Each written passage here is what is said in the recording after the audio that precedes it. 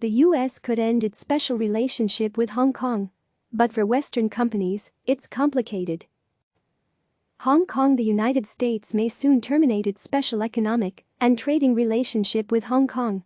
Experts say losing the status won't cause an immediate exodus of big Western companies from the global financial hub, but it could further erode what made Hong Kong so attractive in the first place.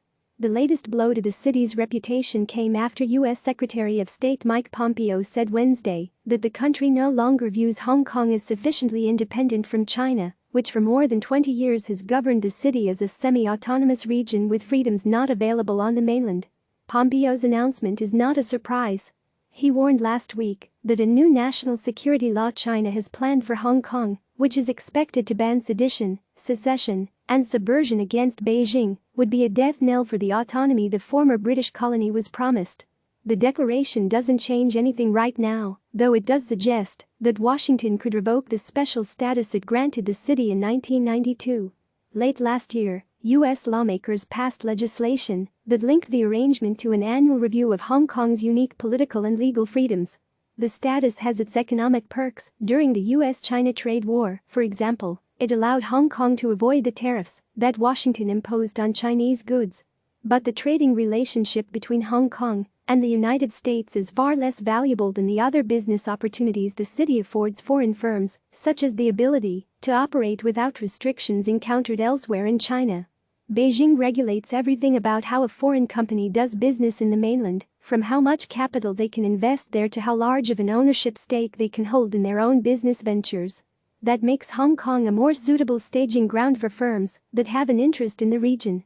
Hong Kong has become one of the latest battlegrounds for the US-China power game, said Ronald Wan, chief executive of Partners Capital International, a financial services firm based in Hong Kong.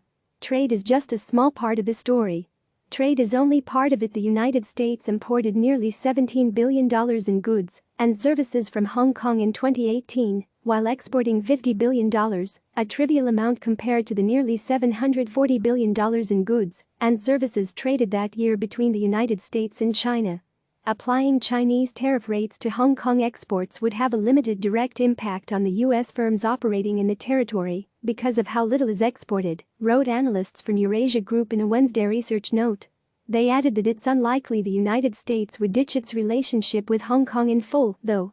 U.S. companies are invested in Hong Kong as an access point for the region, the analysts wrote. Losing its special status would also hurt Hong Kong more than Beijing, further straining an already struggling economy while doing little long-term damage to Beijing's plans. A more troubling risk is that the loss of that special status could lead Washington to restrict Hong Kong's access to sensitive American technology, according to Capital Economics. Such products comprise only 5% of Hong Kong's total imports, researchers at the firm wrote last November. But they said that restricting the ability of Hong Kong-based firms to source sensitive products would remove one of Hong Kong's distinct advantages as a business location relative to mainland China. That concern also points to a broader fear: if the United States starts treating Hong Kong as it treats China on trade, it eventually could reconsider the way it looks at the city entirely. The short-term economic damage would be manageable, the Capital Economics researchers said. But it would accelerate the erosion of Hong Kong's status as an international business center. Turbulence ahead. There are some signs that investors are nervous about the city, which has already endured months of clashes between police and pro-democracy protesters. The city's benchmark Hang Seng Index, HSI, suffered its worst day since 2015 last Friday after news of the national security law broke. We see turbulence ahead as U.S.-China relations are set to deteriorate further, wrote strategists from New York-based financial services firm Brown Brothers Harriman in a recent research note. The strategists warned that the Hong Kong dollar could face pressure, even though it is pegged to the U.S. dollar and can only trade within a narrow band. If the Hong Kong currency weakens, interest rates could spike. Investors might also be prompted to move their money elsewhere.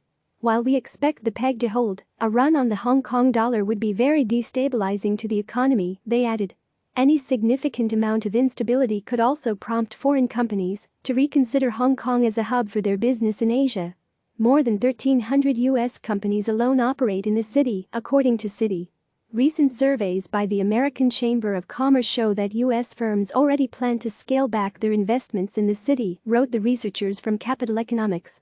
Much of Hong Kong's success is based on its ability to attract foreign direct investment and enjoy the productivity dividends that come from hosting internationally competitive firms. A complicated relationship. Despite recent fears, business leaders and analysts have stressed that Hong Kong's relationship with the West is long and complicated. Completely unraveling it would be difficult. The Eurasia Group analysts noted that redefining Washington's treatment of the city would touch on complicated issues of regulatory cooperation, tax treatment, and legal cooperation. These will not unfold quickly, they said. The analysts added that President Donald Trump is unlikely to immediately sanction Hong Kong in a way that hurts its financial stability, such as making it harder for Hong Kong authorities to clear US dollar transactions. Businesses may relocate. Capital could flee, said Wan, the partner's capital executive. But it could take years. And though US firms have been evaluating the situation in Hong Kong, that doesn't necessarily mean that they will rush for the exits, according to Tara Joseph, president of American Chamber of Commerce in Hong Kong. Beijing also likely considered the impact that introducing its national security law would have on business in Hong Kong, according to the Eurasia Group analysts. Chinese officials likely determined that the majority of firms would not leave the city and that any risks to key elements of Hong Kong's financial system, such as the Hong Kong dollar pegged to the US dollar, were controllable, they wrote. For Beijing, the imperative of tightening political authority over Hong Kong trumps the risks of the territory's longer-term economic atrophy. Akanksha Sharma and Christy Lou Stout contributed to this report. Click subscribe to receive the latest news.